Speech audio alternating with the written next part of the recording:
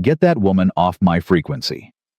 Those were the exact words Lieutenant Commander Marcus Thorne transmitted to Hammerfest Command when Katerina Rosta's call sign first crackled through the storm static. 8 Navy SEALs, surrounded, freezing, running out of ammunition and time on a remote Arctic island that no aircraft was supposed to reach. And his response to the only pilot willing to fly into that storm was to tell her to get off his radio. If this story reached you, subscribe and hit that bell right now. Drop your city in the comments. I want to see exactly how far this has traveled. The first call came in at 0347. Not a request.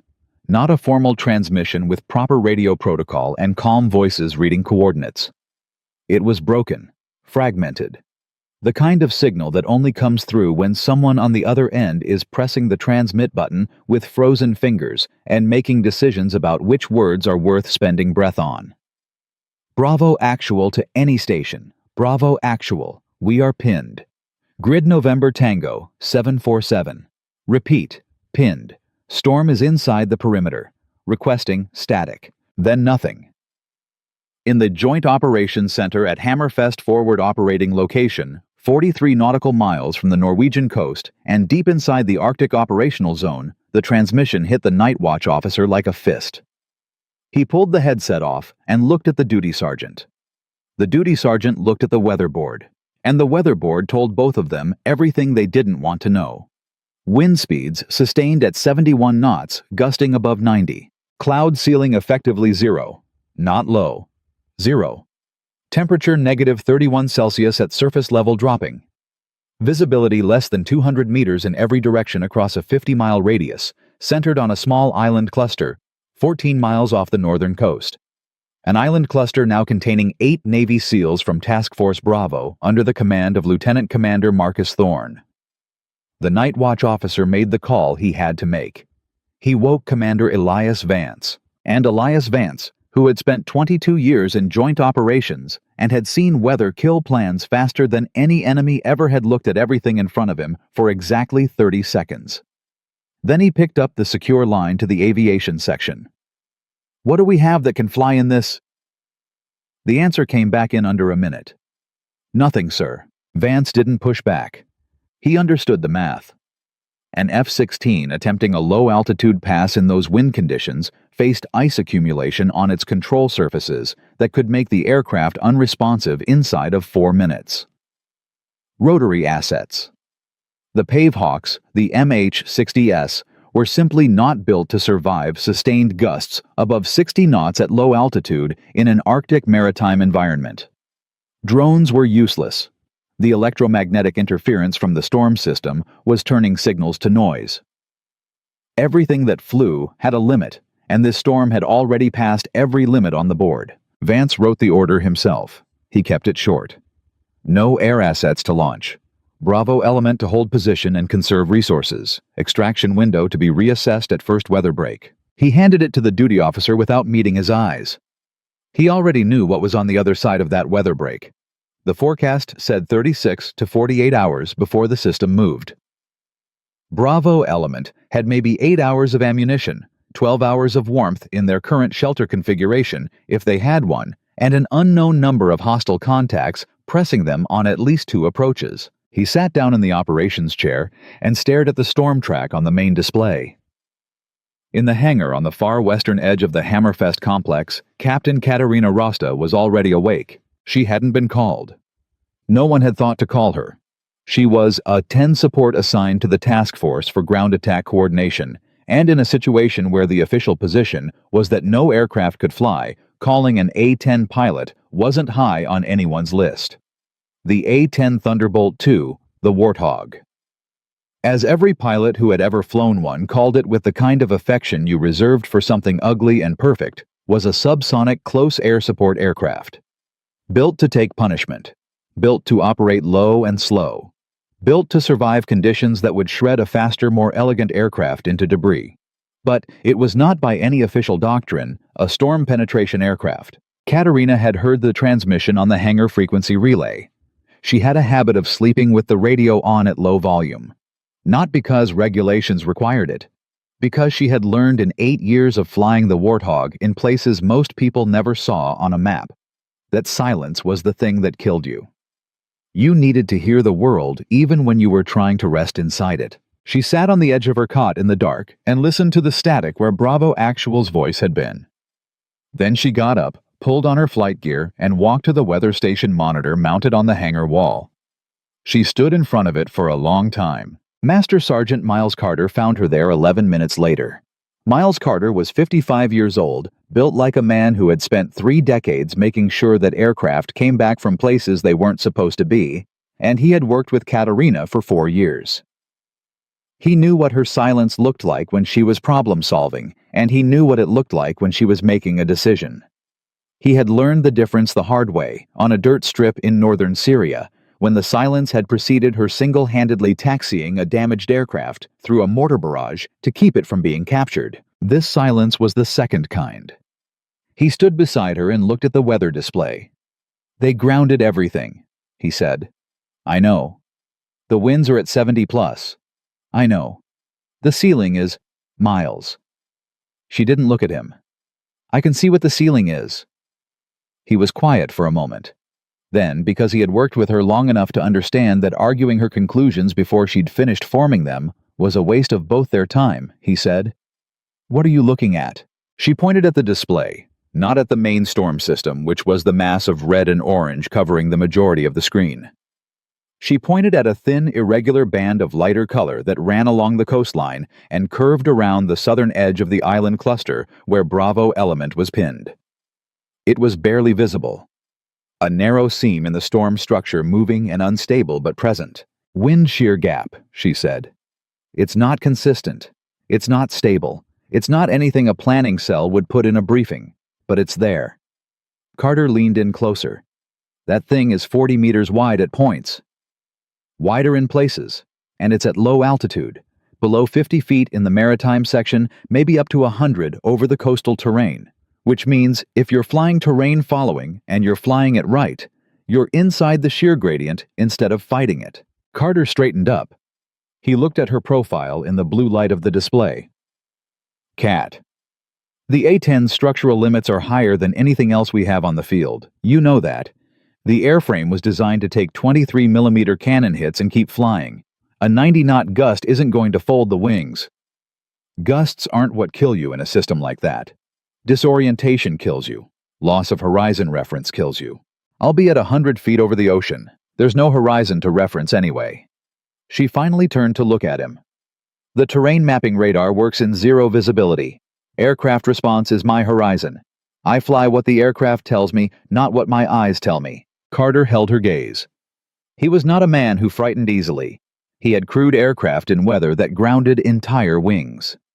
He had patched bullet holes and hydraulic failures and structural damage in conditions that would make most men reconsider their career choices.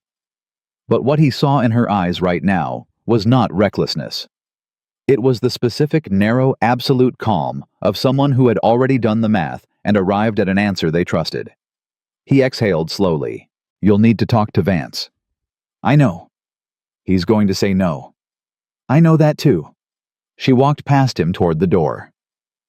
Commander Elias Vance looked up from the operations table when she entered.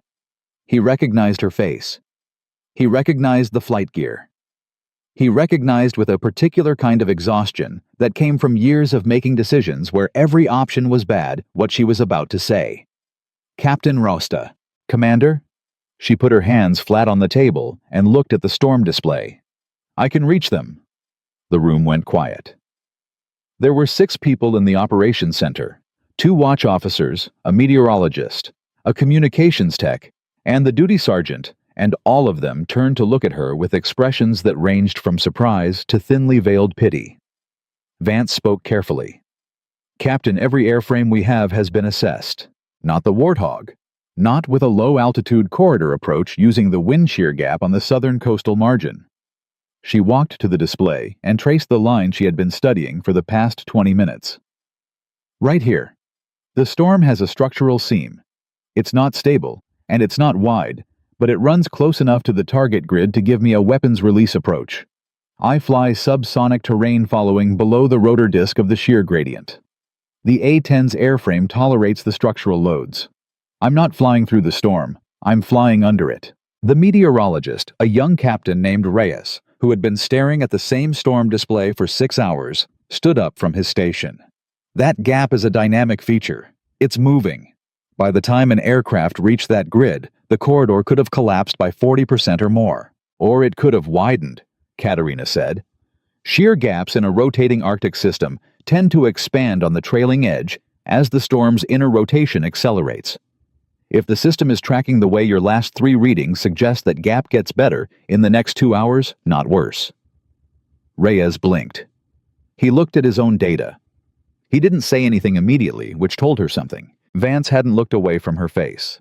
He was reading her the way experienced commanders read people they were about to trust with irreversible decisions. If you lose the gap at approach altitude over the ocean, you have no recovery option. You're one turbulent spike from impact. I know. If you reach the target grid and the tactical picture has changed, if Bravo element is no longer in a position to talk you in, you're releasing weapons blind in a zero visibility environment. Thorne's been in tighter spots. He'll be on the radio. You don't know that. No, she agreed. I don't. She met his eyes without blinking. But I know what happens if no one goes. The silence in the room lasted exactly 4 seconds. Katerina counted them. Then Vance said, "This is not an authorized mission." "I understand.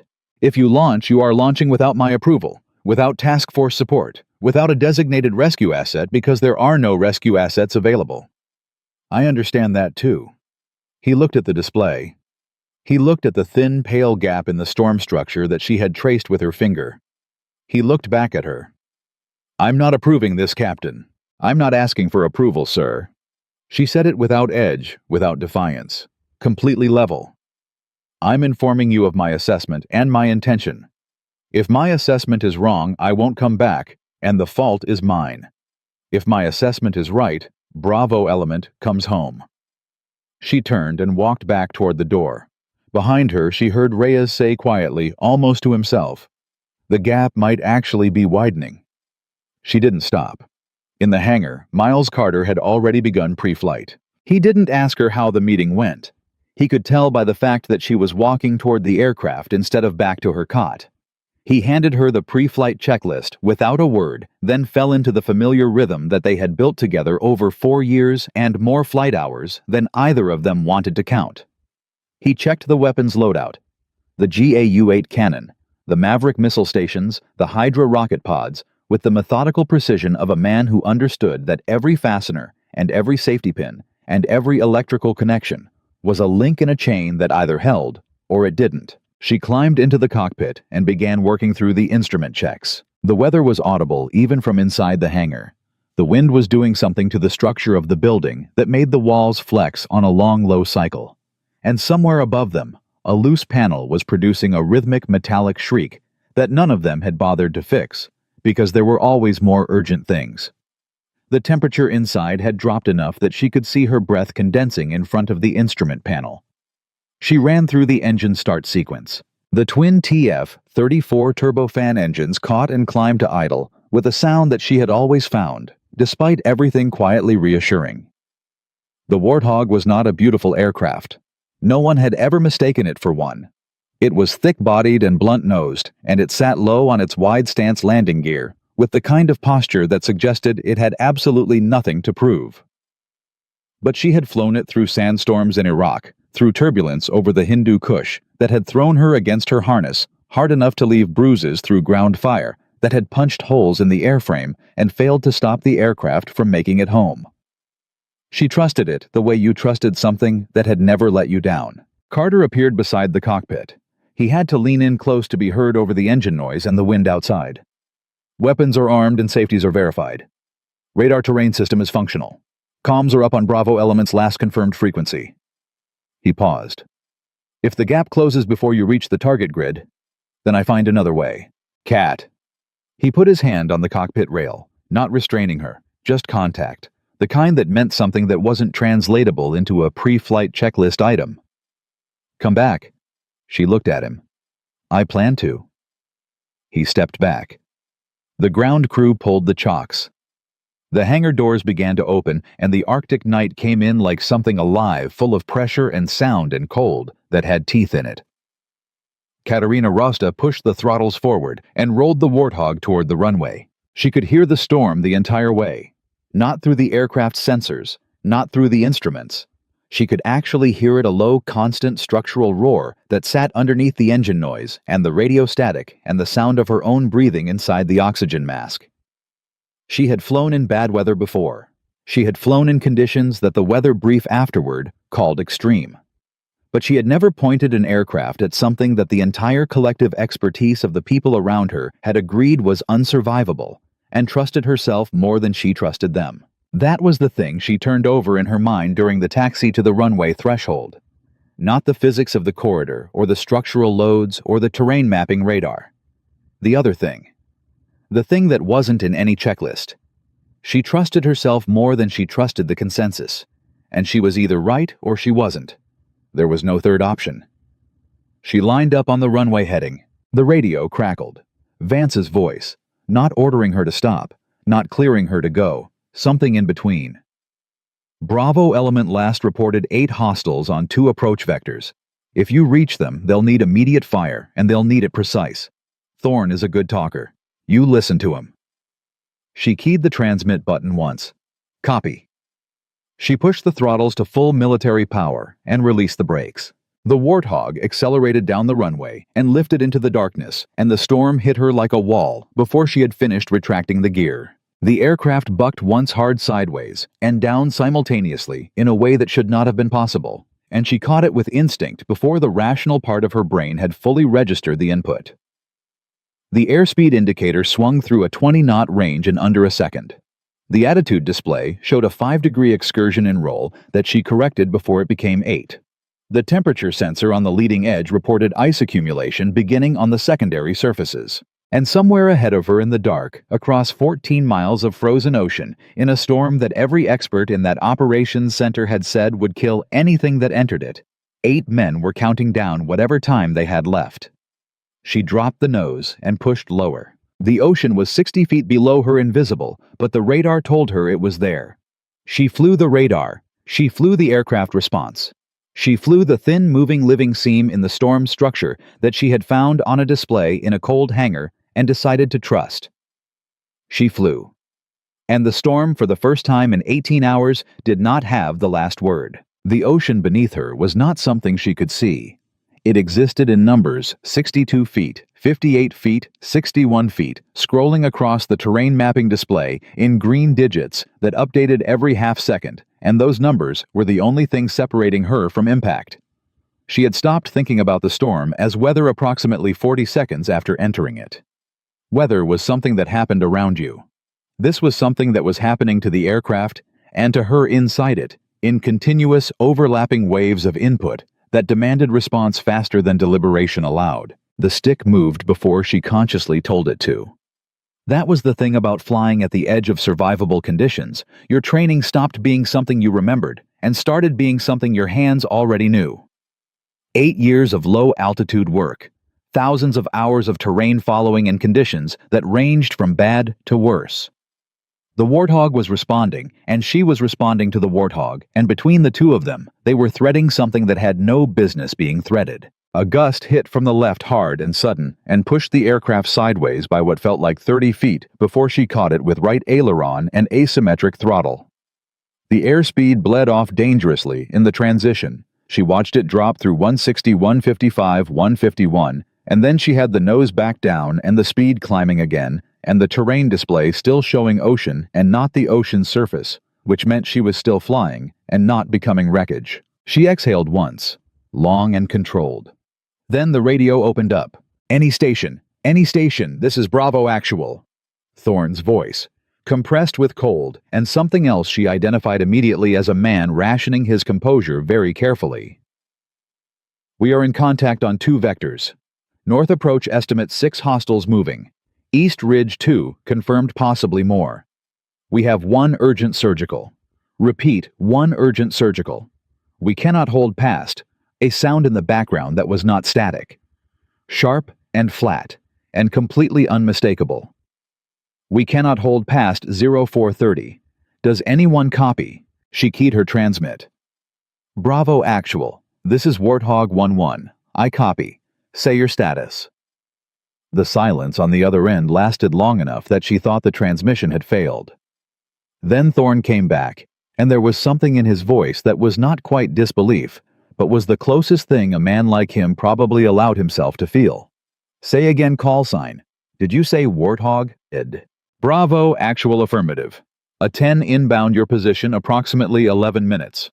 Talk to me about your geometry. Another pause, shorter this time. Warthog, be advised there is no flyable weather at this grid. I don't know what you think you're doing, but you need to turn around. She almost smiled. I appreciate the concern, Commander. But I'm already past the point where turning around is simpler than going forward. What's your geometry? She heard something on the other end that might have been the beginning of an argument, and then the specific sound of a man deciding that arguing with the only aircraft coming to pull him out of the fire was not the best use of his remaining minutes. North threat is moving through a draw approximately 400 meters from our position and closing. East ridge threat is static dug in, but they have elevation on us. We're sheltering in a rock formation on the south face of grid November Tango 747. I have one man down, GSW, right leg, femoral involvement. He's conscious, but we're losing time on that. Copy all. I need you to keep talking to me. Every 2 minutes, update the north threat distance. Warthog. I need to ask you something. Ask? Are you actually going to make it here? She looked at the terrain display. The wind shear corridor she had mapped from the hangar was still there, narrowed somewhat on the eastern approach, but holding. The gap was real.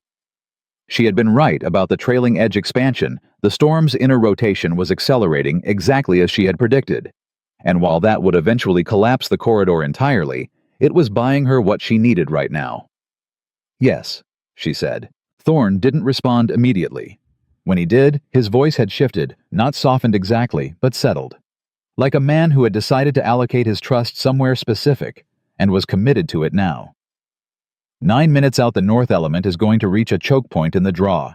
That's your window.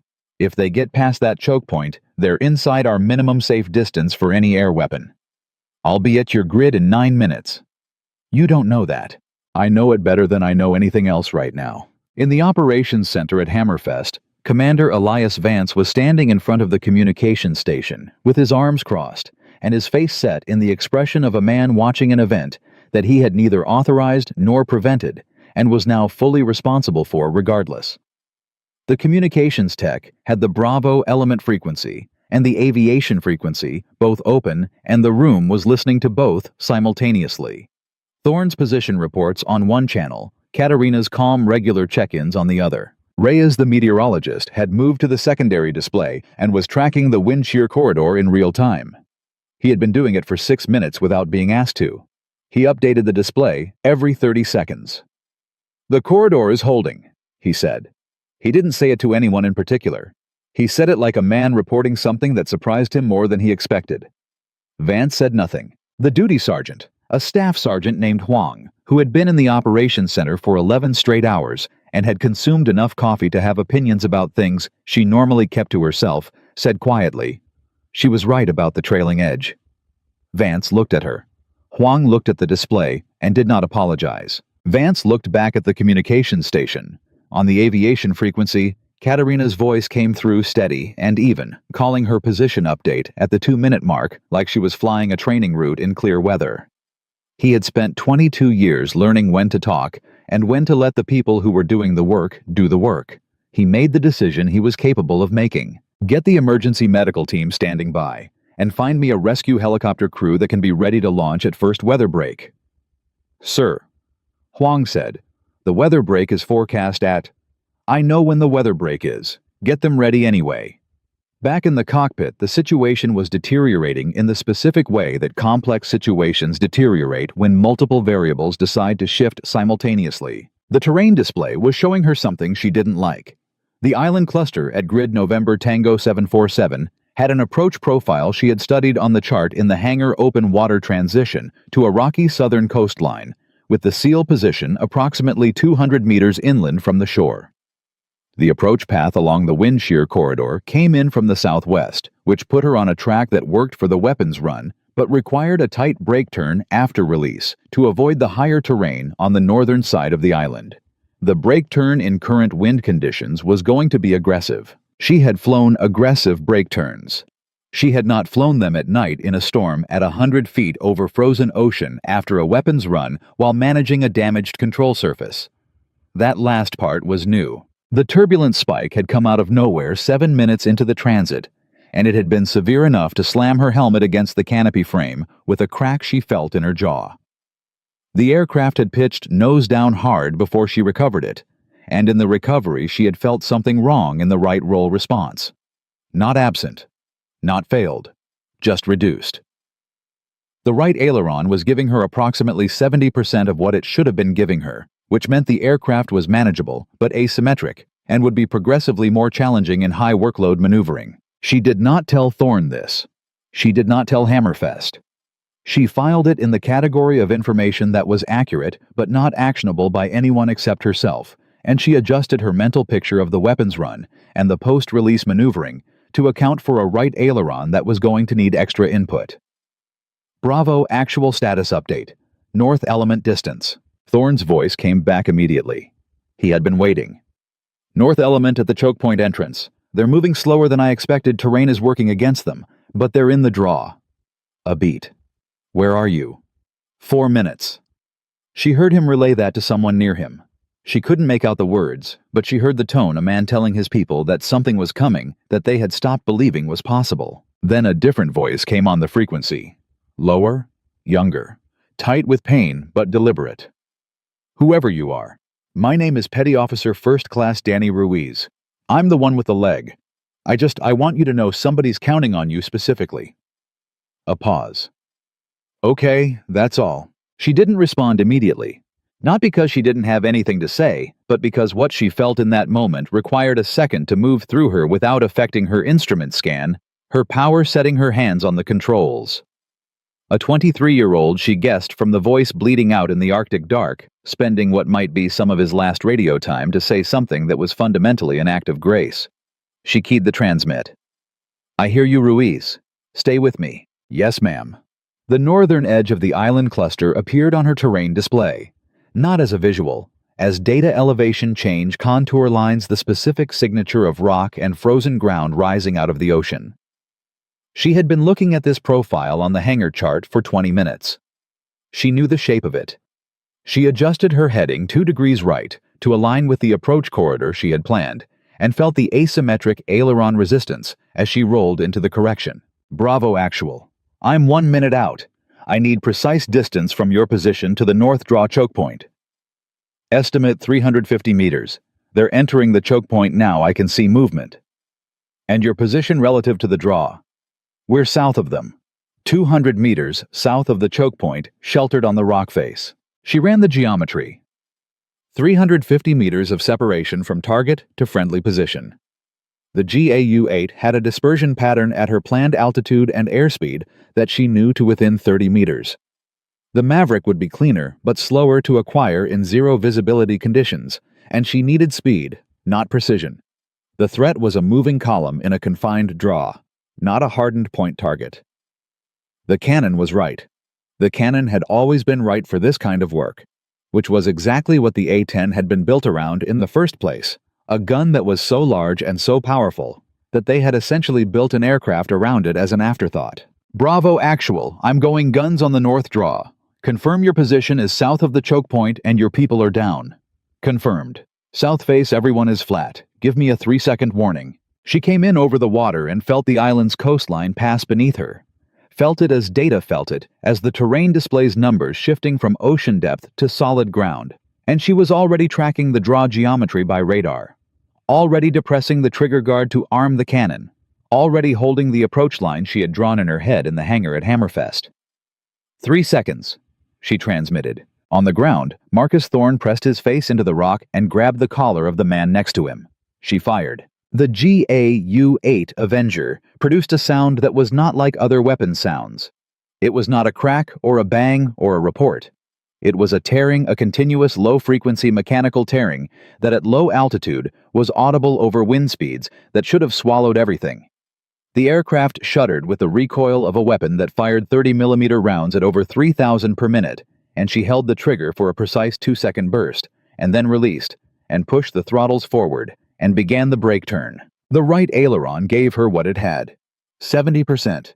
She compensated with rudder and left aileron, and the aircraft responded slower than she wanted, wider than she planned, and for 3 full seconds she was not certain she was going to clear the elevation on the northern side of the island.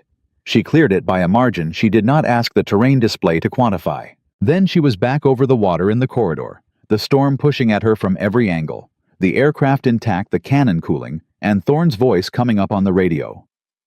"Warthog North Draw is gone. I can see the impact zone. Whatever was moving in that draw, it's not moving anymore." He stopped. She heard him breathing. Then, "How did you fly in this?" "Very carefully," she said. Thorne made a sound that was not quite a laugh, but was the closest approximation a man in his situation could produce. Then, his voice tightened back up because the East Ridge was still occupied, and the mission was not finished. East Ridge.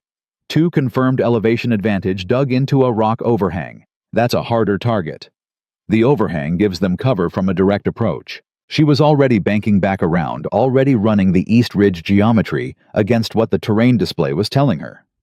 He was right. A direct pass would put her ordnance on the overhang's roof rather than inside it. She needed a different angle. She needed to come at it from the north, which meant cutting across the island's interior, which meant a lower ceiling margin and a shorter weapons employment window. "I can do it," she said, "but I need your exact bearing from the East Ridge. I need to know you're not in my fragmentation cone." "Give me a second."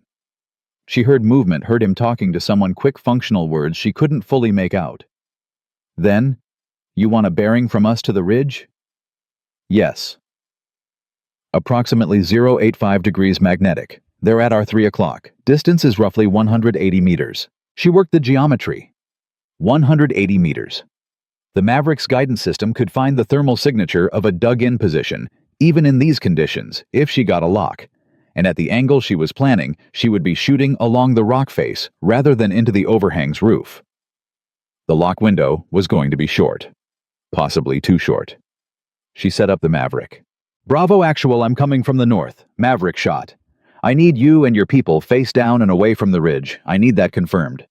"We're down." "Confirmed." She came in lower this time. Lower than she wanted. Lower than the corridor technically supported lower because the shot geometry required it, and the geometry was not negotiable. The terrain display screamed at her in numbers, and she ignored the numbers and flew. The aircraft felt the island beneath her as pressure and turbulence, and the specific aerodynamic texture of moving fast over ground that was close enough to touch. The Maverick seeker head found a thermal return on the East Ridge, not clean, not definitive, but enough, and she squeezed the trigger and felt the missile leave the rail and was already braking before she could see what it did. She didn't need to see it. Thorne's voice told her. "East Ridge is clear." Flat, exhausted, certain. "Captain, East Ridge is clear." She leveled the wings, the right aileron fighting her. The storm pushing sideways, the aircraft carrying her over frozen ocean again, and she let herself breathe for exactly 3 seconds. Then the full picture arrived, and it was not a comfortable one. Her fuel state was lower than planned. The sustained low-altitude maneuvering had consumed reserves she had calculated for, but the turbulence event had cost her additional fuel in the recovery sequence, and the number on the gauge was a number she could not ignore. She had enough fuel to return to Hammerfest on a direct routing in clear conditions. She did not have clear conditions. The storm would cost her fuel. The return corridor transit would cost her time and fuel. She had a margin, and the margin was real, but it was not generous. And then there was the other thing. The thing she had been holding in the back of her processing since the turbulence event, the thing she had not told Thorne and had not told Hammerfest, the thing that was now the most immediate problem she had. The right aileron. She tested it deliberately. Rolled right slowly, and felt the resistance not 70% now. More like 55. Something in the actuator linkage had been damaged by the turbulence event, or by the structural loads of the weapons maneuvering, or by both, and it was continuing to degrade. Not rapidly, but measurably. She ran the landing math. The return to Hammerfest required a crosswind approach. The crosswind component was going to be significant in these conditions. She couldn't predict the exact value, but based on the storm track, she estimated 20 to 30 knots of crosswind on the runway heading. A crosswind landing in an aircraft with a degraded right aileron was a problem. A crosswind landing in that aircraft in these visibility and wind conditions was a problem at a different order of magnitude. She keyed the radio to the Hammerfest frequency. Hammerfest Ops Warthog 1-1. Strike complete, both targets neutralized. Bravo element is intact. Be advised I have an aileron issue on the return. Right roll authority is degraded. I'll need full emergency services standing by on arrival. Vance's voice came back immediately. He had been waiting. Warthog copy. Emergency services are standing by. What's your fuel state? She told him. The silence that followed was brief but complete. Understood, Vance said. And then, because he was the kind of commander who understood that the people doing the work needed to hear what the people watching the work actually thought, good shooting, Captain. She didn't respond to that. Not because she didn't hear it, but because Thorne's voice was already back on the radio, and what he was saying changed everything she had just calculated about going home. Warthog Ruiz is deteriorating. The hit on the north draw was close, and there was concussive pressure. He's semi-conscious. We need a sheltered position to stabilize him before any ground movement. Our current position is partially compromised and getting colder. A pause. Is there any possibility I know this is insane? Is there any possibility you can put that aircraft down somewhere near this grid? She didn't answer immediately. She looked at her fuel state. She looked at the terrain display. She looked at the aileron indicator. She had promised Ruiz she would stay with him. She thought about the frozen coastline 200 meters south of Bravo element's position, the one the terrain display had shown her on the approach. Short, icy, crosswind. No runway markings, no approach lights, no arresting gear, no emergency services. She thought about the margin. She pressed transmit. Bravo, actual, what's the surface condition on the southern shoreline at your grid? Thorne was quiet for a second. She could almost hear him processing the implication of the question. Frozen, hard pack, maybe 300 meters of usable surface before the rock formation. Katerina, that's not a runway. No, she agreed. It's not. Thorne didn't argue with her. That was the thing she noticed. He had the voice of a man who argued for a living, who had built a career out of assessing situations and rejecting bad options, with the kind of flat certainty that came from having been right enough times that doubt had mostly stopped visiting. But when she said it, when the implication of her question finished landing in his head, he didn't argue. He just said, "Tell me what you need from us." And she understood that this was the highest form of trust available from a man like him. She keyed Hammerfest before she keyed him back. Hammerfest Ops Warthog 1-1. I am diverting to a field landing at Bravo Elements Grid. Frozen shoreline surface approximately 300 meters usable. I have one urgent surgical on the ground and insufficient fuel margin for a full return transit with current airframe condition. Advise Commander Vance. The frequency was silent for 4 seconds.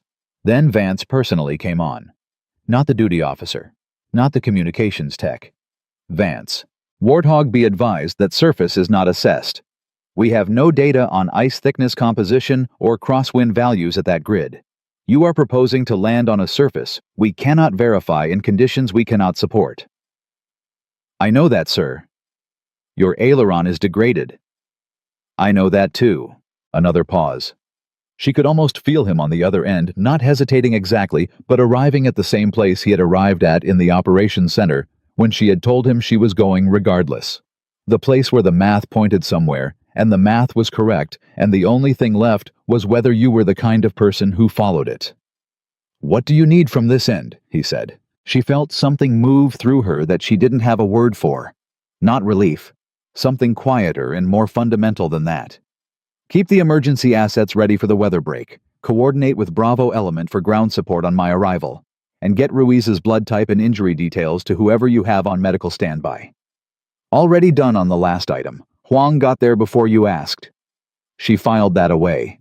Then she switched back to Thorne. Bravo Actual. I'm going to need your people on that shoreline in the next 6 minutes. I need the surface marked anything you have flares, chem lights equipment, Anything that gives me a visual reference on approach. I need the left boundary and the far end marked. I'll find the right boundary myself. We can do that. What else? Keep Ruiz still. The landing isn't going to be smooth. A beat. How not smooth?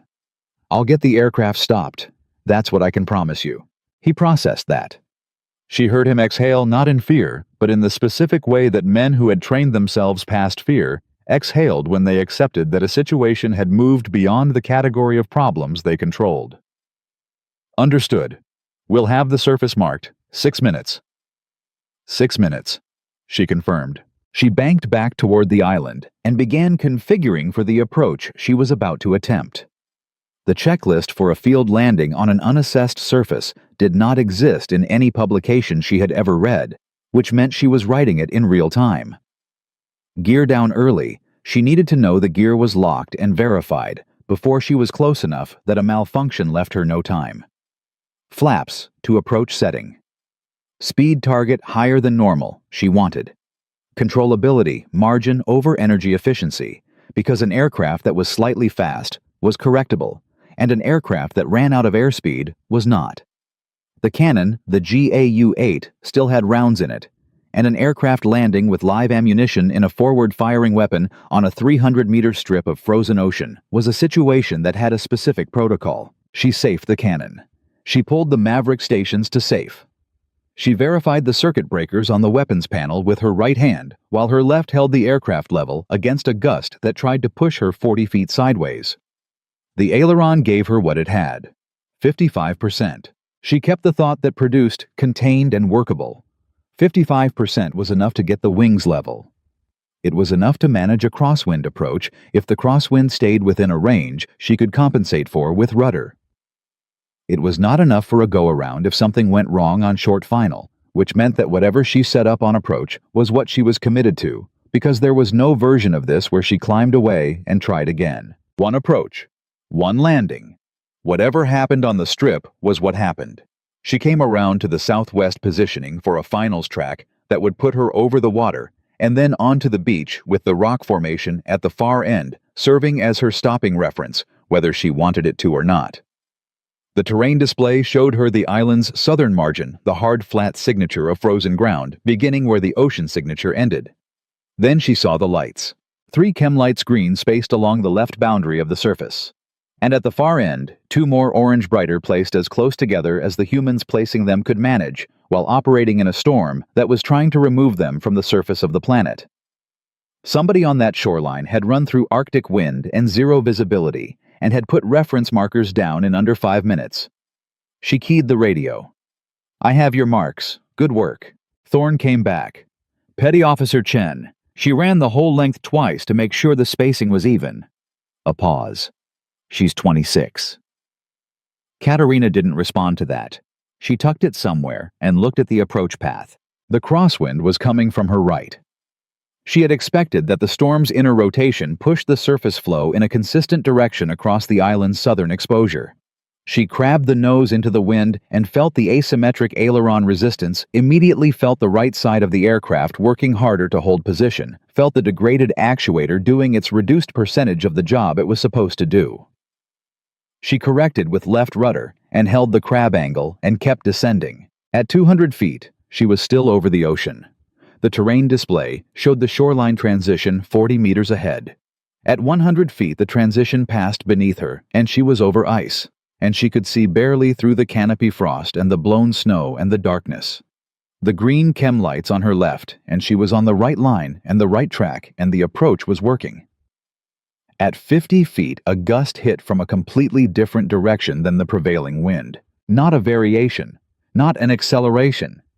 A completely different vector cold air flowing down off the island's interior terrain, channeled by the rock formation. Geometry arriving at the shoreline at an angle that was roughly perpendicular to her approach.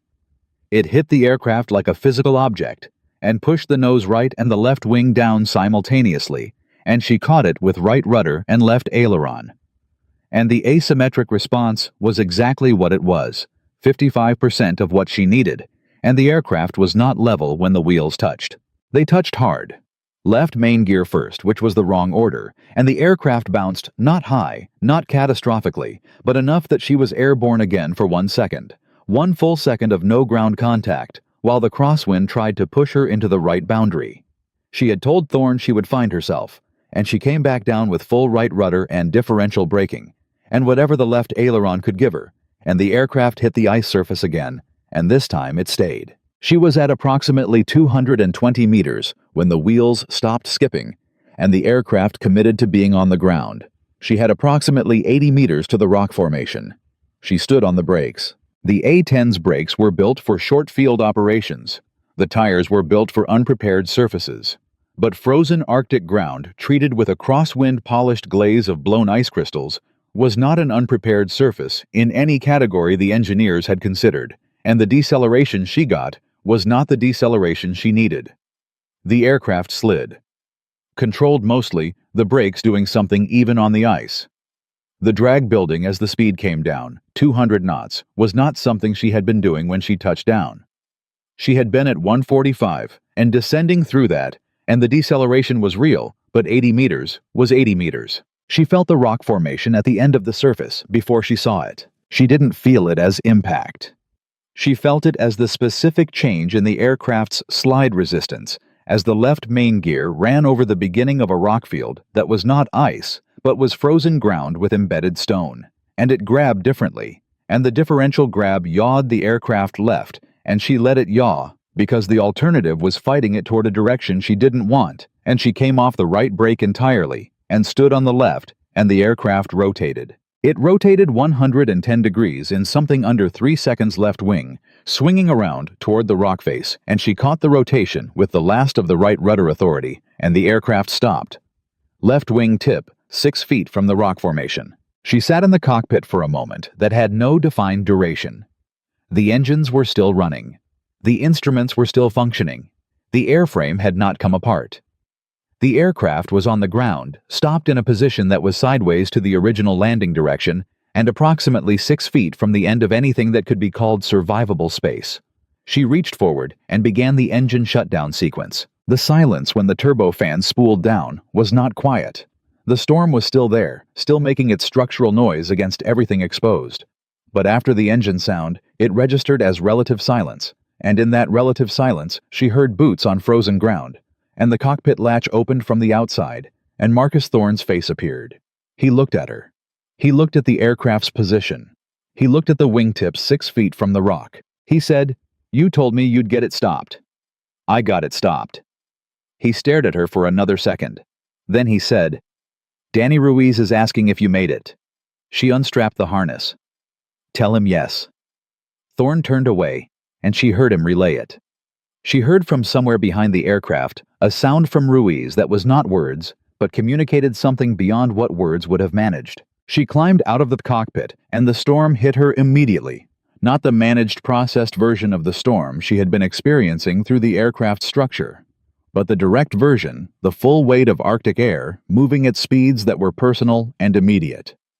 She had her flight gear on, which was not adequate for extended surface exposure in these conditions, but it was what she had. Thorne was already moving back toward his element's position. She followed him head down into the wind. They had set up behind a rock formation that blocked the worst of the north wind and gave them 3 walls of shelter. She counted 7 men when she entered the space. Thorne 6 more, and one of them was on the ground with a SEAL medic working on his right leg, with the focused efficiency of someone who had stopped thinking about conditions and was thinking only about the task immediately in front of them. She looked at the man on the ground. Young. Dark hair plastered against his forehead by cold sweat. His eyes were open, and they found her immediately, and she recognized the voice from the radio, because the voice had the same quality as the eye's deliberate presence, spending every unit of awareness on remaining connected to what was happening. "You're the pilot," Ruiz said. "Yes." "You landed that thing in this." "The aircraft did most of it." He managed something that was functionally a smile given his circumstances. "That's not what it sounded like." The medic she caught the name tape, Torres looked up briefly. "He lost significant volume before we got the tourniquet on. He needs a surgical facility, but he's stable right now. If we can keep him warm and keep the tourniquet tension correct, he'll hold until the weather breaks." How long can he hold? Torres looked at Ruiz. A medic's look clinical but not cold. 8 hours if we do everything right, probably more. The weather break is forecast at 6 to 8 hours from now, she said. Torres nodded once. Then let's do everything right. Thorne had been listening. He turned to her and spoke at a volume the wind mostly swallowed from anyone more than 2 feet away. The aircraft, the gear bay. You said something about the gear bay. She had said it to Vance, not to Thorne, but it had been on the shared frequency. The main gear bays have enough interior space to shelter 2 men if the gear is down and locked. It's not warm, but it's significantly better than exposed Arctic surface. It blocks wind completely, and the residual engine heat from the turbofans will hold inside the structure for a while. Thorne looked at her with an expression she recognized, the look of a man who was adding a piece of information to a picture he had been building, and finding that the piece fit in a way that changed the shape of the whole picture. You thought about that before you landed. I thought about it on the approach. That's why you kept the gear down through touchdown instead of... He stopped. You kept the gear down because you wanted the bays accessible. Partially. Also because retracting it on a 300-meter unassessed surface with a degraded aileron and a crosswind seemed optimistic. He looked at her for a moment. Then he said, Torres, get Ruiz moved to the aircraft. Main gear bay port side. Torres didn't ask questions. He began preparing Ruiz for movement. What came next was the part of the night that was not dramatic in the way the approach and the landing and the weapons run had been dramatic. It was the other kind of hard, the sustained grinding resource management kind that didn't produce the sharp adrenaline spike of immediate crisis, but wore at you in a different way. She helped Torres and a SEAL named Okafor move Ruiz to the port main gear bay. She ran a status check on every system in the aircraft she could access from the exterior, and found 3 things she didn't like. The right aileron actuator was visibly damaged. A hydraulic line had taken a hit at some point, either turbulence or ice debris, and the fluid had been weeping since before the landing. The nose gear had a stress mark on the left strut that she assessed as non-structural, but wanted a second opinion on. And the number 2 engine had a temperature reading on shutdown that was higher than it should have been, which might have been normal, given the operating conditions, or might have been a combustor issue that would make the relight, if she needed the relight, an adventure. She noted all 3 items and told Thorne. He said, Can it fly? I don't know yet. He absorbed that. What do you need to know? Time and daylight, neither of which I have. He nodded. Then we work with what we know. He looked around at his element men, who had been on the ground in a hostile Arctic environment in contact in a storm for going on 7 hours. They were functional. She could see it in the way they moved and held their positions. Not fresh, not unaffected, but functional in the specific way that elite training produced the ability to keep the instrument of the body and mind calibrated and operational past the point where most people stopped being able to make that choice consciously. What do you have for emergency rations? She thought about the survival kit in the cockpit. 3 days for 1 person, caloric and thermal. We have 18 hours left in ours. He paused. Combined, we might be in reasonable shape. We're in reasonable shape, she said. He looked at her with an expression she couldn't fully read in the dark and the storm and the limited light. It was not gratitude, that was too soft a word for what it was. It was something closer to assessment. The kind of look you gave something that had proven to be exactly what it said it was. You flew 14 miles through that storm, he said, at 100 feet with 0 visibility. It was closer to 60 feet in a few places. And then you landed on a... He stopped himself. Started again. Why? She had been asked versions of this question in various forms throughout her career. Usually, the question was asked by people who thought they were asking about capability or technique or training. Thorne was not asking about any of those things. He was asking about the internal event, the specific thing inside a person that generates a decision when every external input is pointing the other way. Because Ruiz called me by name, she said. He didn't know my name. He just said whoever you are. But he called me by a person. She paused. Once someone does that, you can't make the math work any other way. Thorne was quiet for a long moment. Then Torres's voice came from the direction of the aircraft level, but with an edge underneath that leveled tone that meant something had changed. "Commander, Ruiz is asking to talk to the pilot." Thorne looked at her. She moved toward the aircraft. Ruiz was in the gear bay wrapped in the thermal layer Torres had applied. His face pale, but his eyes fully present. When she crouched down to his level, he looked at her with the kind of directness that people achieved when they had been close enough to the edge to stop caring about whatever social mechanism usually put space between strangers. "I heard what you said," he told her. "On the radio. You told me to stay with you." "I did. I'm trying," he said. "But I need you to tell me it worked, that we're going to get out of here." She looked at him. She thought about the fuel state, and the aileron, and the number 2 engine temperature, and the weather break that was 6 to 8 hours away, and the 300 meters of icy frozen ground that her aircraft was currently parked sideways on. She thought about all of it, and she said, "It worked, Ruiz. We're going to get out of here." He held her eyes for a moment, testing it. Not the words, but the quality behind them. The specific register of a person who was telling you the true thing rather than the comforting one. Whatever he found, it was enough. "Okay," he said. He closed his eyes. "Okay." Behind her, the storm kept its noise up. It had not relented. It had not decided that what had happened here tonight was sufficient cause for mercy.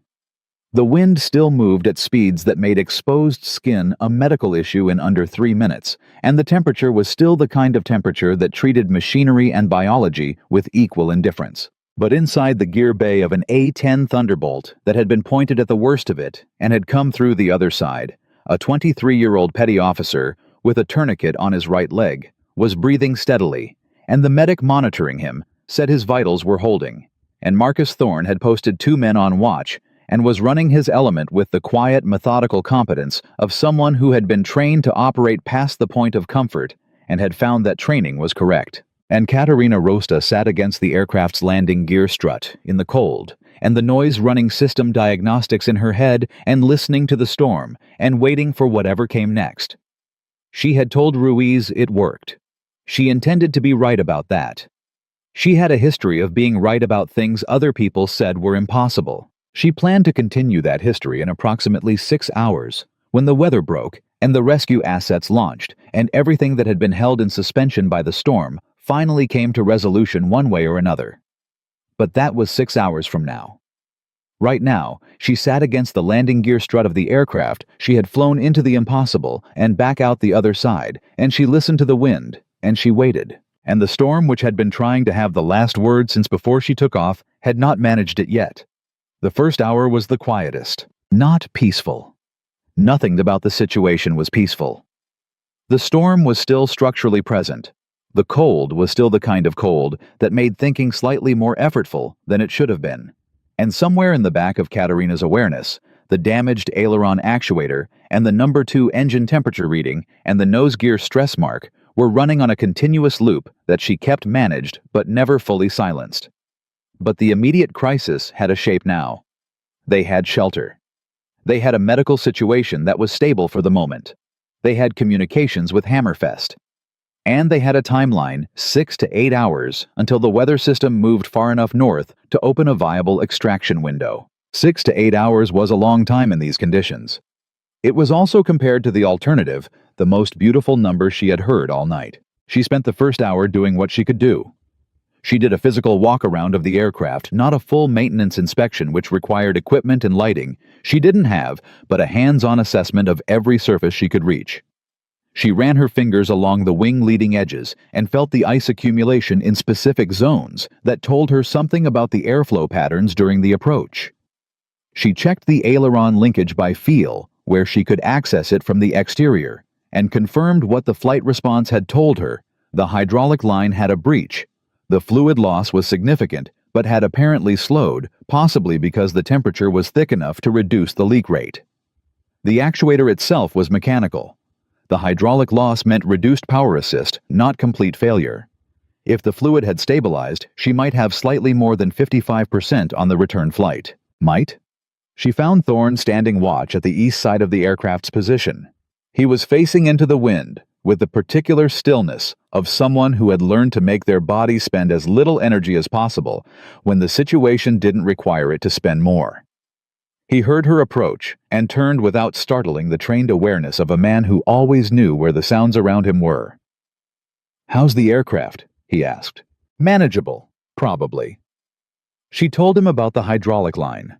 She told him about the temperature reading on the number 2 engine. She told him about the nose gear strut. She gave it to him straight without softening it, because he was the kind of man who made better decisions with accurate information than with reassuring information. And she had established that about him within the first 90 seconds of their radio contact. He listened without interrupting.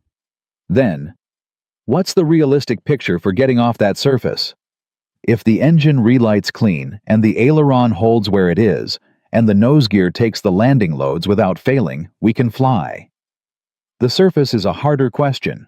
We landed with the crosswind component pushing left to right. If the wind has shifted during the hold, the takeoff roll could be significantly worse. And if the engine doesn't relight clean, then we wait for the helicopter. The helicopter needs the weather break same as everything else." "Yes." He was quiet for a moment.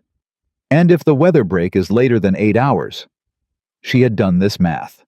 Ruiz holds for 8 hours at Torres's estimate. That estimate was made 3 hours ago. Torres would give you a more current number. Thorne turned and went to find Torres without another word.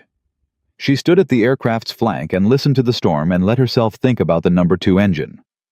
The temperature reading at shutdown had been high, not catastrophically high, not the reading of an engine that was about to fail, but high enough to suggest something in the combustion section was running hotter than design tolerance. That could mean a dozen different things, most of them minor. It could also mean a compressor blade issue, which would make a relight attempt at low temperature after a cold soak an event with unpredictable outcomes. She needed to know before she tried to start it. The problem was that knowing required a borescope inspection, and she did not have a borescope. She was going to have to make a decision based on incomplete information, which was not a new experience for her, but was never a comfortable one. Thorne came back. "Torres says Ruiz is holding steady. He moved his revised outside limit from 8 hours to 10 based on the tourniquet response and the fact that the gear bay is warmer than he expected." She felt something in her chest ease by a specific and measurable amount. "Good. Torres also said, and I'm quoting here, that if you hadn't thought of the gear bay, his estimate would be 6 hours and he'd be lying to make it sound better." Thorne paused. "He wanted you to know that." She filed it. "How are your other men?" "Cold. Ready. Chen is monitoring the east approach in case the contacts we eliminated had a secondary element we didn't account for. Okafor and Reyes are on the aircraft's north side. Peterson is with Ruiz." He said each name with the specific weight of a man who was tracking the status of people he was personally responsible for and never stopped tracking it regardless of whatever else was happening. "We're functional. You've been on this island for how long?" 8 hours and 40 minutes when you touched down. Going on 10 now." She did the arithmetic.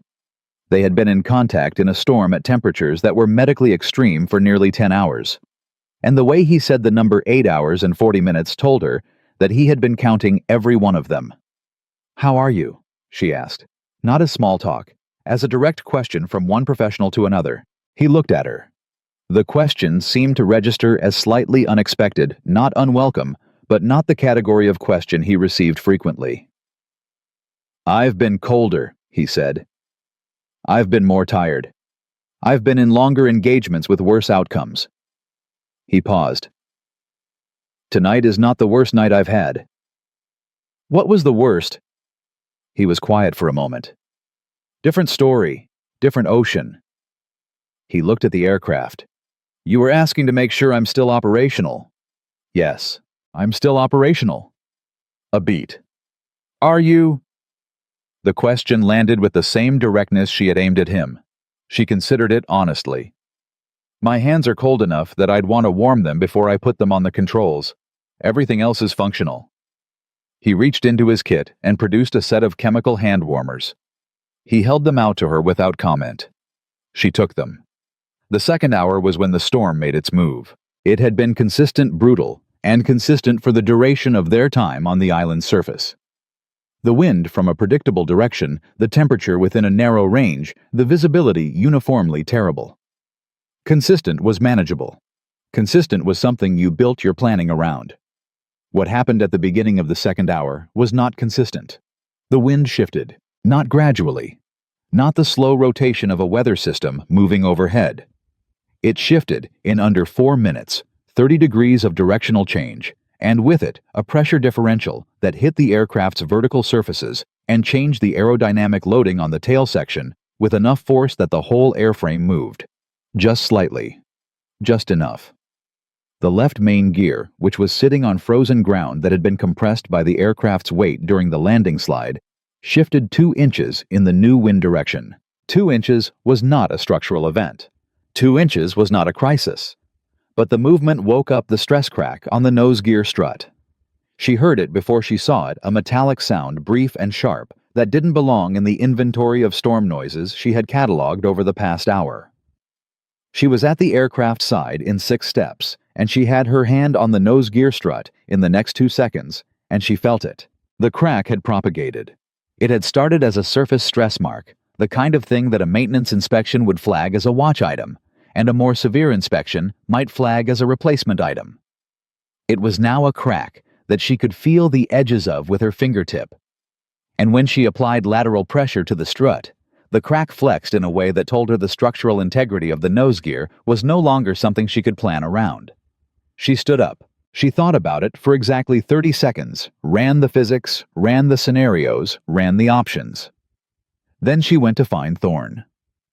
He saw her face before she spoke, and she could tell from the way his posture changed that he understood the category of news that was coming. Not the specific content, just the category. "The nose gear is compromised," she said. "The stress crack propagated in the wind shift. It's not failed, it's still carrying load, but it won't survive a takeoff roll on this surface. The loads on rotation would finish it." He said nothing for 2 seconds. "What does that mean?" "It means this aircraft is not flying out of here." She said it evenly because the evenness was necessary and because she had already done the grieving of the option in the 30 seconds she had spent standing at the nose gear strut before coming to find him. "We wait for the helicopter." Thorne absorbed it. She watched him work through the implications.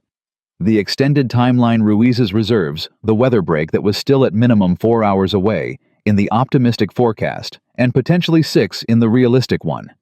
She watched him not show any of it on his face, beyond a very small tightening around the eyes that would have been invisible to anyone who hadn't been watching him closely for the past 2 hours.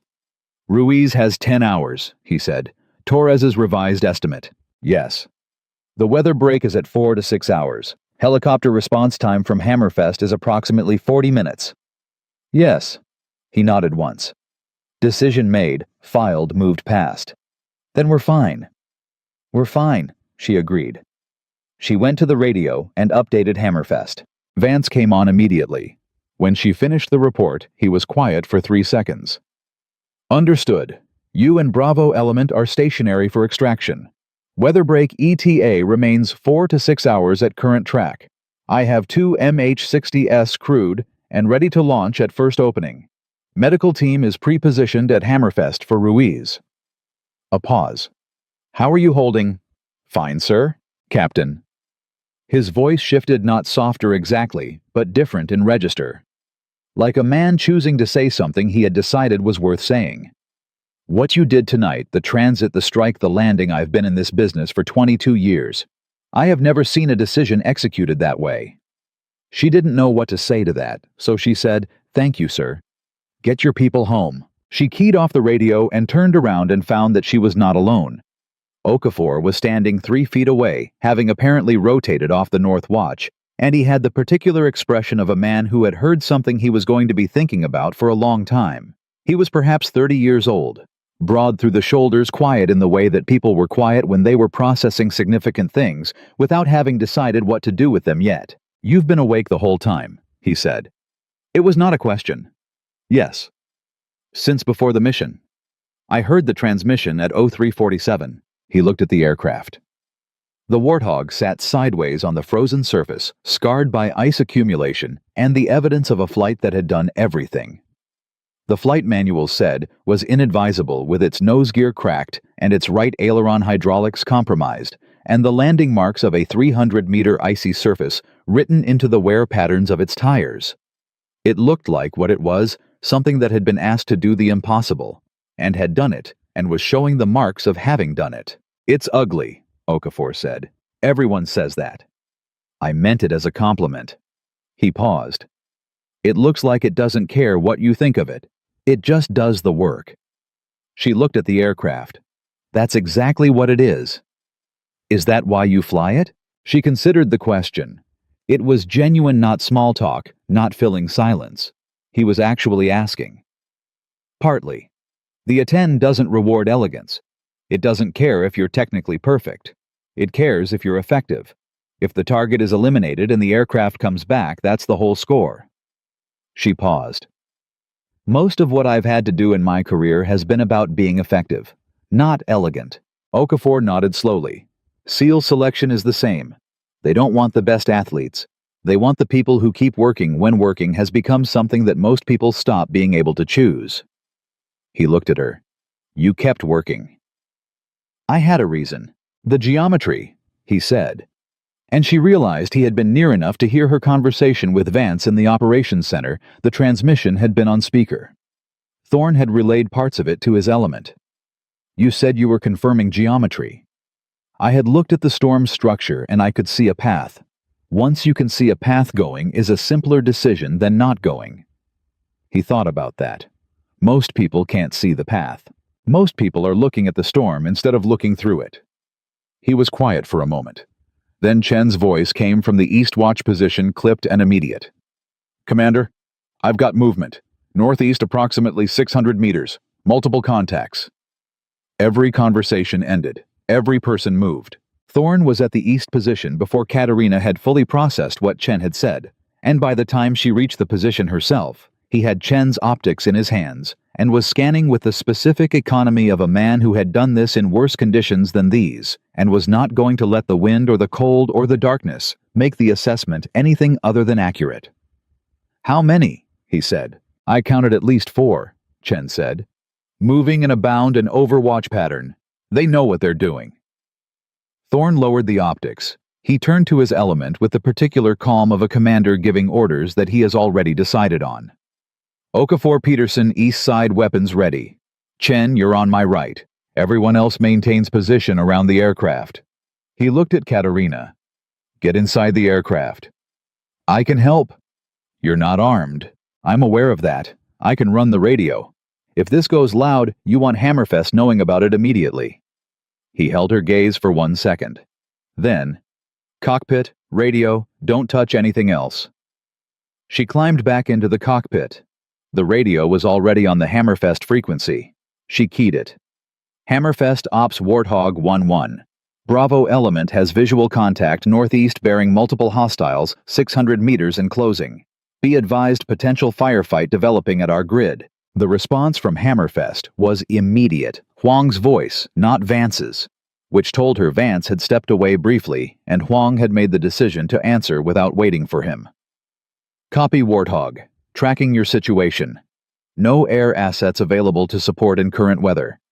Advise Bravo element to defend in place." Understood. She stayed on the radio. Below her, outside the aircraft, she could hear the specific sounds of a SEAL element preparing for contact, the quiet, functional movement of people who had done this enough times to have all the unnecessary motion already edited out of their process. Then, Thorne's voice directed at her through the cockpit, not over the radio. "Warthog, can this aircraft make any sound?" She processed the question. "The APU, the auxiliary power unit. If I spin it up, it produces a turbine signature, not the main engines, but something." "Why?" "Because 4 contacts are hanging back 600 meters. The 2 forward ones are scouts. If they confirm this is a disabled aircraft with a small ground element, they call the rest of them in. If they think the aircraft is operational," she understood. "If they think the aircraft is operational, a forward air controller on the ground changes the math significantly. It changes everything." She looked at the APU start switch. The auxiliary power unit was a small turbine that provided ground power and bleed air for main engine starts. Spinning it up would produce heat signature, acoustic signature, and electrical activity that would read to anyone at 600 meters in zero visibility, exactly like an A-10 preparing to operate. She started the APU. The turbine spooled up with its characteristic rising whine, and she brought the cockpit electronics online, all of them, every display and indicator and system that drew power, flooding the aircraft with electrical activity that would show on any sensor system the contacts were carrying. Then she keyed the radio to the Bravo element tactical frequency. Bravo Actual, I have the APU running and full systems online. If they have thermal or electronic sensors, this aircraft just woke up. Thorne's response was immediate. Copy. Hold that. 60 seconds passed. They were the specific kind of 60 seconds where each individual second was separately identifiable and had distinct character. She watched the instruments. She listened to the APU. She did not watch the northeast bearing because there was nothing to see from the cockpit, and watching nothing was not a productive use of attention. Then Chen's voice on the tactical frequency. Forward scouts are stopping. They're not advancing. Thorne. Distance. Still 600. They've been stationary for 40 seconds. Another 30 seconds. Chen again. They're falling back. Contacts are moving northwest. Still inbound and overwatch, they're not running. They're withdrawing tactically. But they're going. The silence that followed had a different quality than the previous silences of the night. It had the quality of something not happening, which after a night of things happening at a pace that didn't allow for processing, was its own form of intensity. Thorne's voice came into the cockpit. Quiet. Direct. It worked. She exhaled. Good. They saw an operational A-10 with a ground element and decided the math didn't work in their favor. That's what A-10s are for, she said, changing the math. She kept the APU running for another 20 minutes until Thorne confirmed the contacts had moved far enough northwest to be out of any realistic approach distance. Then she shut it down, and the cockpit went quiet again, and she climbed out into the cold. The third hour passed without additional contact. The fourth hour was when Ruiz started talking. Not deteriorating talking. He became progressively more alert as his body stabilized in the warmth of the gear bay, and somewhere in the fourth hour, he moved from semi-conscious to present in a way that Torres monitored with the careful attention of a man who knew that improved consciousness was not always a straightforward positive sign in trauma patients, but who concluded after 20 minutes of observation that in Ruiz's case, it was simply Ruiz. He started with questions about the aircraft. How many rounds did the GAU-8 carry? What was the A-10's maximum takeoff weight? Was it true you could lose one engine and one hydraulic system and significant portions of the control surfaces and still fly it home? She answered all of them, leaning against the gear bay exterior, her voice carrying into the shelter of the bay, where he lay wrapped in thermal layers, with Torres monitoring his vitals every 15 minutes. Then he asked, "Did you know it was going to work before you took off? Did you actually know?" She considered the honest answer. "I knew the path was real. I had looked at the storm's structure, and I had identified a corridor that the physics said was flyable. I trusted the physics." "But you didn't know no." "No," she admitted. "I didn't know no." "Then how do you take off?" She thought about it. It was not a question she had been asked in exactly that form before, and the exact form of it mattered, because it was asking about something that was not courage in the simple sense, and was not training in the simple sense, and was not confidence in the simple sense. It was asking about the thing underneath all of those. "You decide," she said. "You look at everything you know and everything you've prepared and everything the aircraft can do and everything you can do, and you decide that the sum of all of it is enough. And then you go. And the deciding is the thing. Once you've decided, the flying is just flying." Ruiz was quiet for a moment. "I'm going to think about that for a long time," he said. "Think about it after we get you to a surgical facility." "Yes, ma'am." It was Torres who heard it first. He held up one hand, the sharp, flat gesture that in any context meant stop everything and listen, and everyone within 10 feet of him stopped. The sound was faint. Underneath the wind. A rhythm that was not the storm's rhythm, that had a mechanical regularity the storm's sound did not have. Rotors. Thorne was on the radio before the sound fully resolved. Hammerfest Bravo Actual. We have what sounds like rotary assets approaching from the south. Confirm. Vance's voice.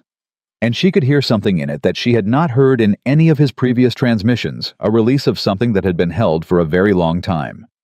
Bravo Actual confirm. 2 MH60S call signs, Rescue 1 and 2. Weather break opened 40 minutes ahead of forecast. We launched immediately. A pause. Get your people ready to move. Thorne turned to his element and said the two words that ended the night. Pack up. The rotors got louder. That sound, the specific, unmistakable rhythm of MH60 blades cutting air, was the kind of sound that changed the chemistry of every person who heard it in a situation like this one. Not because it meant safety, not yet, not until the aircraft were on the ground and the casualties were loaded and the wheels were up and pointing south, but because it meant the waiting was over, and waiting in the specific conditions they had been enduring for the past several hours had been its own form of attrition. Katerina heard it from outside the gear bay and felt something in her body begin to unclench that she had not fully registered as clenched. The sustained operational tension of the night, the transit, the strike, the landing, the nose gear, the contacts, the APU, play, the hours of cold and radio management and system monitoring had been held inside her with the specific discipline of someone who understood that releasing it early was not an option. Now the release began, and it was not dramatic. It was quiet and internal, and felt mostly like the ability to take a slightly deeper breath than she had been taking for the past several hours. Thorne was already coordinating. He had Chen mark the landing zone with IR strobes equipment, the element carried specifically for this kind of recovery operation, and he had Okafor and Peterson staged with Ruiz on a field-expedient litter that they had constructed during the 4th hour from equipment strapping and a rigid panel removed from one of the kit bags. Torres was walking alongside, with his hand on Ruiz's wrist, monitoring the pulse with the continuous attention of a man who was not going to stop doing his job until his patient was in the hands of someone with a surgical suite. Ruiz himself was awake and aware and had opinions. "I can walk," he said. "You can't," Torres said. "I walked in here." "You were carried in here. You were semi-conscious. I remember walking." "You remember what you want to remember. Lie still." Ruiz looked at Katerina, who was walking on the other side of the litter. He had the expression of a man attempting to recruit an ally. "Tell him I can walk." "You can't walk," she said. He looked at the sky, or where the sky would have been if the cloud ceiling had been anything other than what it was, with the exasperated tolerance of a man outnumbered by people who were technically correct. Fine. The first MH60 came in from the south, and Katerina felt it before she heard it clearly. The pressure change of a large rotor system approaching at low altitude, the specific aerodynamic signature of a helicopter that knew exactly where it was going and was not being tentative about getting there. The pilot brought it in fast and low and set it down on the frozen surface with the kind of precision that came from someone who had been sitting at Hammerfest with engines running for the past 40 minutes, waiting for the weather window the forecast said was coming, and personally intending to be in the air within 60 seconds of that window opening. The crew chief was out the side door before the skids fully settled. He looked at the element. He looked at Ruiz on the litter. He looked at Katerina in her flight gear, standing beside a SEAL team on a frozen island that was not on any planned flight route he had ever been given. He made the professional decision to process the situation later and do his job now. "Urgent surgical first," he said. Torres and Okafor moved Ruiz to the aircraft with the efficiency of people who had been thinking about exactly this handoff for the past 2 hours. Torres gave the crew chief a verbal report mechanism of injury, tourniquet, time, fluid status, vitals, trend in the compressed, precise format of one medical professional transferring care to another, and the crew chief was already relaying it by radio to the medical team at Hammerfest before Torres finished speaking. Ruiz, being loaded, turned his head and looked for Katerina. She was 3 feet away. "Hey," he said. "Hey. You said we were going to get out of here." "I did." "You were right." She held his gaze. "Get fixed up, Ruiz. Something moved across his face, not a smile exactly, but the precursor to one, the internal event that produced smiles when someone had enough energy for them. "Yes, ma'am." He looked at the inside of the helicopter at the crew chief at Torres, climbing in beside him, at all the evidence that the situation had resolved in the direction he had been told it would resolve. Then quietly to no one in particular, "Yes, ma'am." The crew chief closed the door. The second MH-60 was already on the ground, and Thorne was moving his element toward it, with the same methodical efficiency he had applied to everything else the night had produced. He accounted for each man by name as they boarded, not because he needed to count, but because it was the kind of thing he did, the kind of thing that defined the difference between a commander and a manager of people. He knew where each of them was at every moment, and the knowing was not administrative. It was personal. He was the last one to the door. He stopped. He turned around. Katerina was standing beside her aircraft. She had not moved toward the helicopter. She would not move toward the helicopter.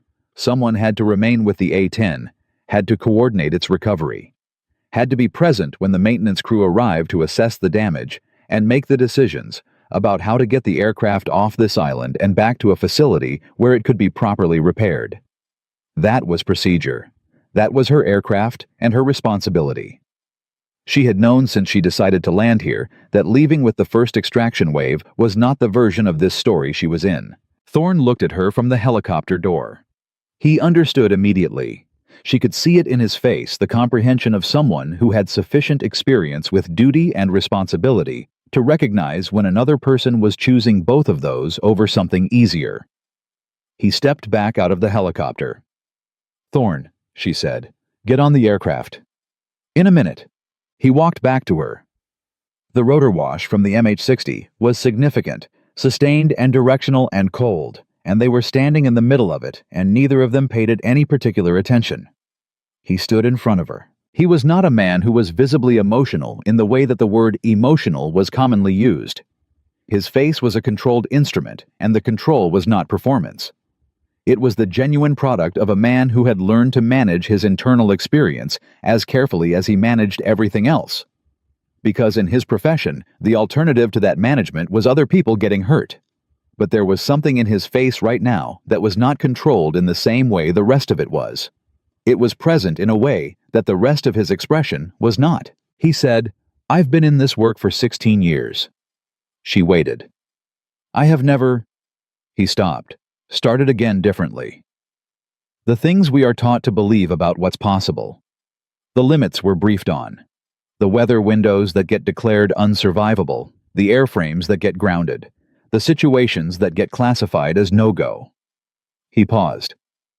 "Tonight you flew through everything on that list. The corridor was real," she said. "The physics were correct. I know that now." He held her gaze.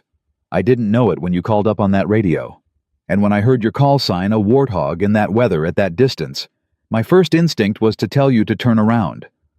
Not because I didn't want the help, because I believed it was impossible, and I didn't want to be responsible for one more person dying on that island." "I know. You came anyway." The path was there. He was quiet for a moment. The rotor wash moved around them. The cold was the same cold it had been all night, absolute and impersonal, and neither of them had moved from where they were standing. "I was wrong about what was possible," he said. "I want to say that directly. I told you it was suicide. I was wrong." She looked at him. "You were working with the information you had. The consensus said it was unsurvivable. The consensus was using the right data. The consensus missed the corridor. Yes, but you're not wrong for trusting your training and your experience and the collective judgment of qualified people. You were right to say what you said. I just had a different piece of the picture." He considered that. She could see him turning it over, not accepting it uncritically, but genuinely thinking about whether it was true or whether it was her being generous. He was the kind of man who needed to know the difference. "You trusted yourself over the consensus," he said finally. "I trusted the math. The math happened to be mine." Something shifted in his expression. The controlled part and the uncontrolled part arrived at the same place, simultaneously briefly. And what the combination produced was something she recognized as the specific look of a person who had been changed by an experience and was aware of the change as it was happening rather than discovering it later. He took a step back. He straightened to his full height. And then Lieutenant Commander Marcus Thorne, 16-year Navy SEAL, Task Force Bravo Element Leader. A man who had been in more combat engagements than most military careers contained, did something that was not in any protocol or procedure or regulation she had ever read. He called out over his shoulder to the helicopter. "Okafor." A pause. Then Okafor appeared in the helicopter door. "Get everyone out," Thorne said. "Form up." There was a beat of silence. Then Okafor said, "Aye, Commander." And the sounds of movement inside the helicopter preceded 5 SEALs stepping back out onto the frozen surface, into the rotor wash in the cold, that had been trying to finish all of them since before Katerina had taken off from Hammerfest. They formed a line. She watched it happen and did not fully understand what she was watching until it was already happening, and by then it was too late to stop it, even if she had wanted to, which she discovered she did not. Thorne looked at his element. They looked at him. Something passed between them, wordless, immediate, the specific communication of a group of people who had been through enough together that they had developed a shared language that operated below the threshold of speech. Then Thorne turned to face her. He came to attention. The movement was precise, not parade ground precise, not performative, but the precision of a person doing something intentional with the full commitment of their body and their bearing. He raised his right hand to his cover in a salute. Behind him, in a line, 5 SEALs did the same. She stood in front of them in her flight gear, scarred from the night with ice in her hair, from the cockpit decompression and grease on her right hand, from the gear bay assessment, and the specific expression of someone who had not expected this and was processing the fact of it in real time. She brought her right hand up and returned it. Equal, level, direct. The salute held for 4 seconds. Then Thorne dropped his hand, and the line broke, and Okafor was the first one back to the helicopter, and he was not entirely successful at concealing whatever his face was doing, which told her something about what the night had meant to the people who had lived it from the other side. Chen was the second one back. She stopped beside Katerina for exactly 1 moment and said, "The chem lights were my idea," and then kept walking without waiting for a response. And Katerina found herself for the first time since 0347 that morning, briefly unable to maintain the specific neutrality she had been maintaining since then. She maintained it, but briefly. Thorne was the last one again. He came back to where she was standing one more time, and he was not the version of himself from 60 seconds ago. Not the formal bearing, not the salute, just a person standing in front of another person in the aftermath of something significant. "The recovery crew will be here in 3 hours," he said. Vance confirmed it. "I know.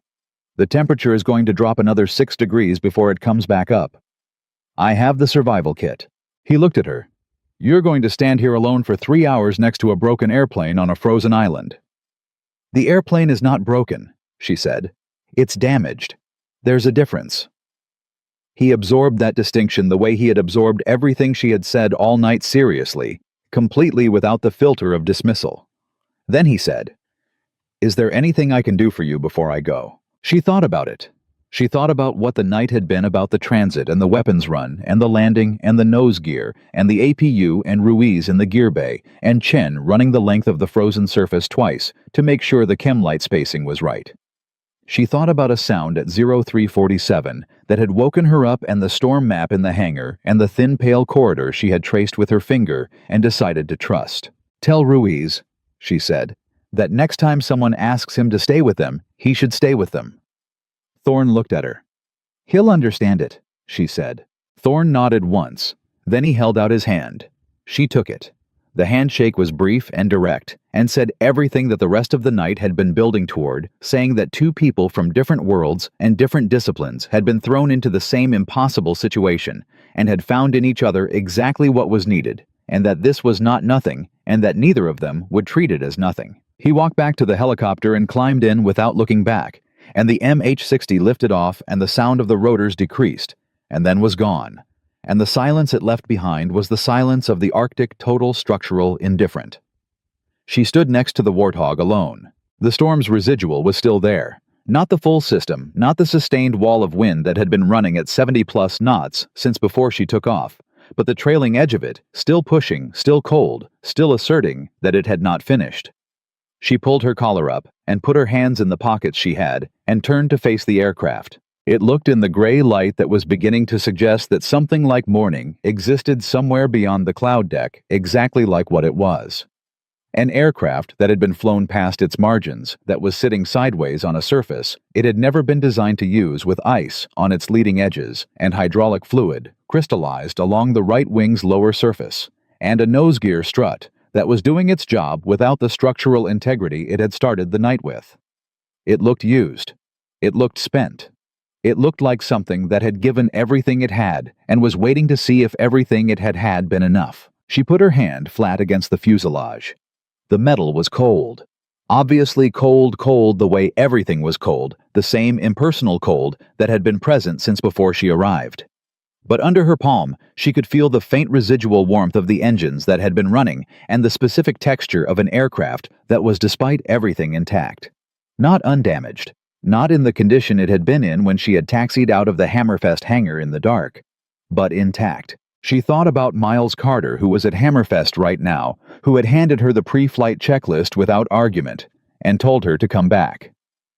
She thought about Vance, who had said he wasn't approving the mission, and then asked what she needed from his end.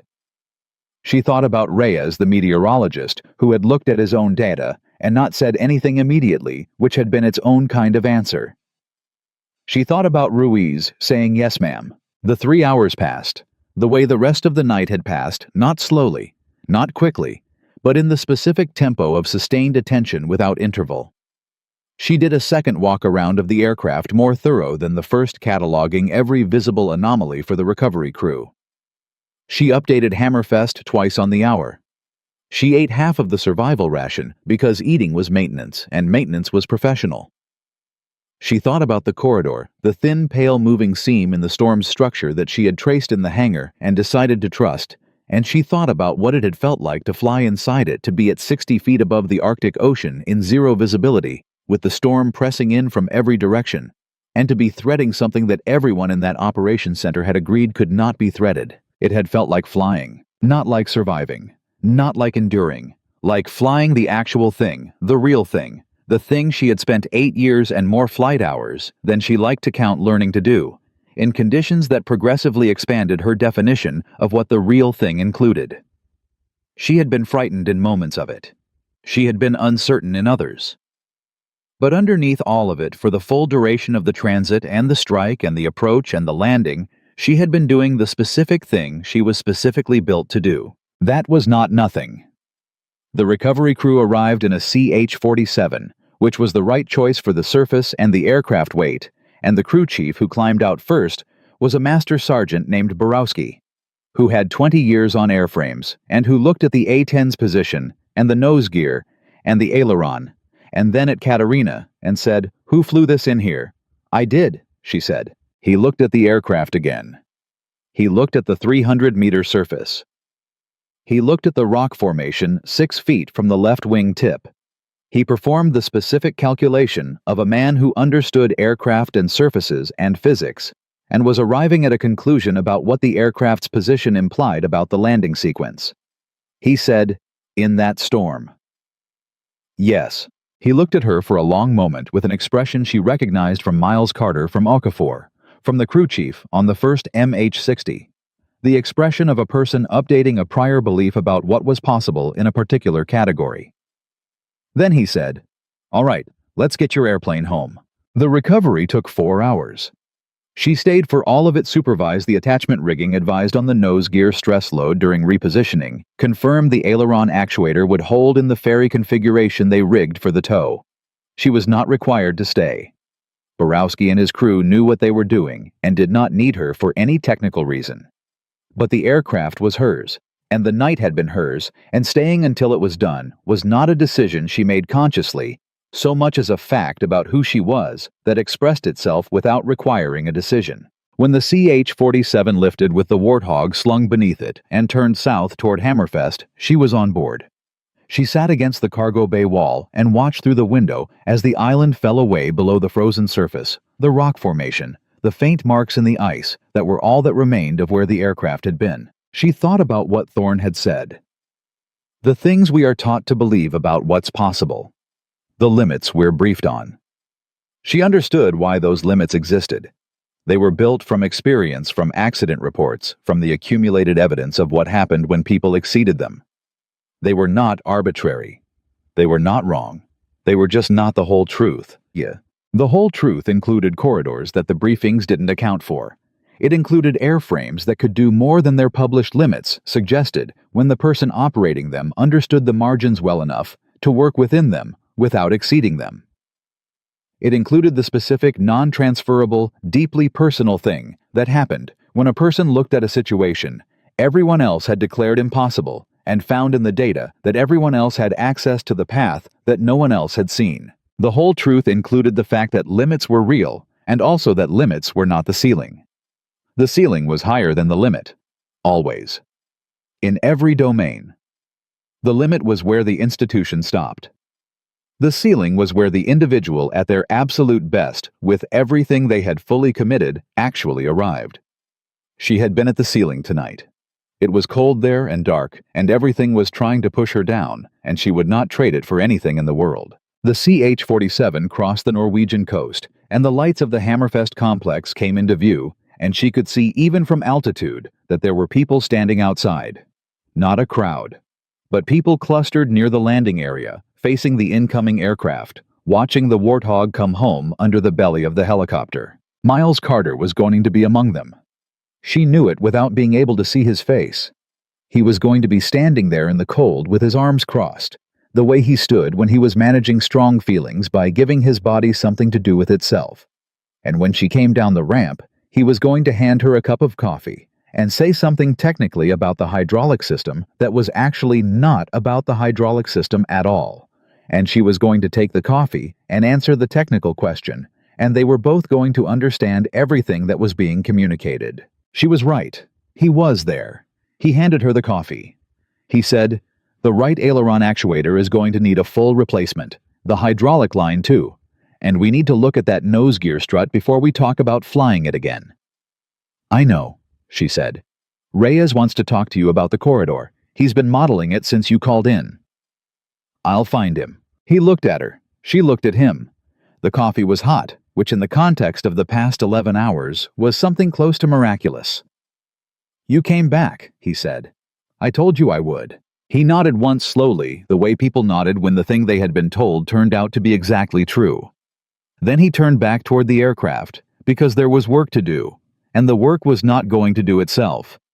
And Katerina Rosta stood on the tarmac at Hammerfest as the Arctic morning opened up around her and drank her coffee. Somewhere in the medical facility behind her, Danny Ruiz was in surgery, and the prognosis was good. Somewhere to the north, the storm that had been told it had the last word was discovering that it did not. And somewhere in the record of what had happened tonight, in the debrief that would be written, and the maintenance logs and the after-action reports, and the meteorological analysis that Reyes was already running there, would be a corridor. A thin, pale moving seam in the storm structure, documented now verifiable real. A path that everyone said wasn't there. Flown by one pilot, who looked at the same storm everyone else was looking at and chose to look through it instead. The storm did not decide the outcome that night. The storm was never going to decide the outcome. Storms were weather powerful, indifferent absolute within their own physics. But the outcome of a night like that one was never truly the storm's to decide.